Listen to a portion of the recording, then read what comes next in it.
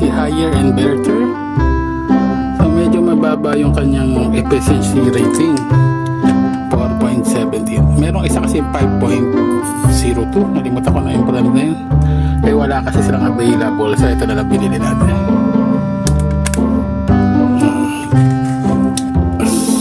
So ano nga ba to, 1.5 horsepower. Then Wi-Fi enabled to, so pwedeng may app to para ma-check nyo kung ilan yung consumption nyo per day. So parang ano lang to, parang touch screen lang tong panel na yan. So nakasaksak na siya, on mo lang dito, yan. So naka-ready na siya, yan. So ito itong gusto mong palamigin pa siya, positive side niya kung gusto mong mas mainit. Ito naman is yung pinakamalamig niya, nasa cool. Then ito eco, ito yung pinaka kung gusto mo yung pinaka basic niya na lang na ma-maintain niya.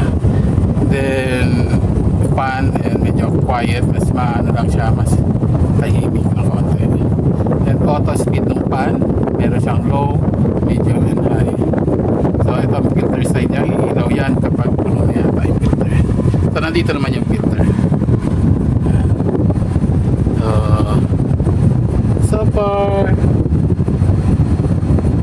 yung na-try namin, nag-a-average siya ng mga 500 watt to 800 kilowatt per hour.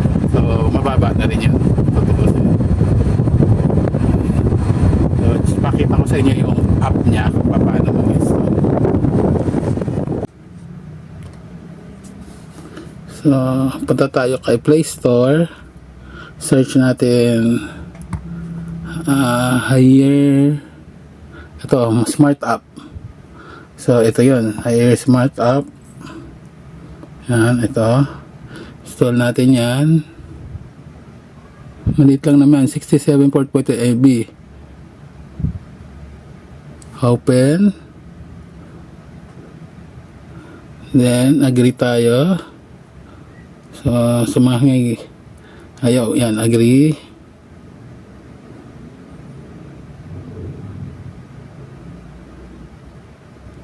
So marami yan, sinasabi 1, 2, 3, 4 something mga functionality niya. Skip na lang natin.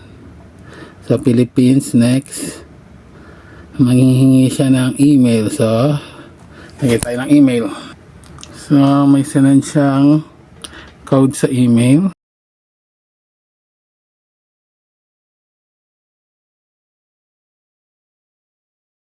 Once connected na siya, yan, pinapa-on niya yung aircon.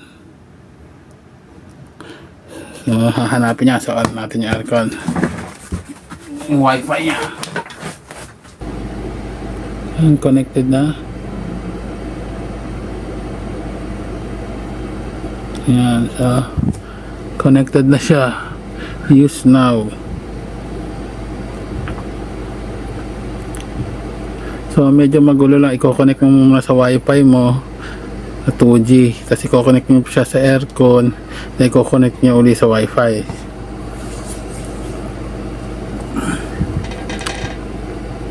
Yan. So ngayon, yan, umaandar na yung currently umaandar siya ngayon. Ito yung ano niya, naka-echo siya na 24. Echo 24 mode. Yan.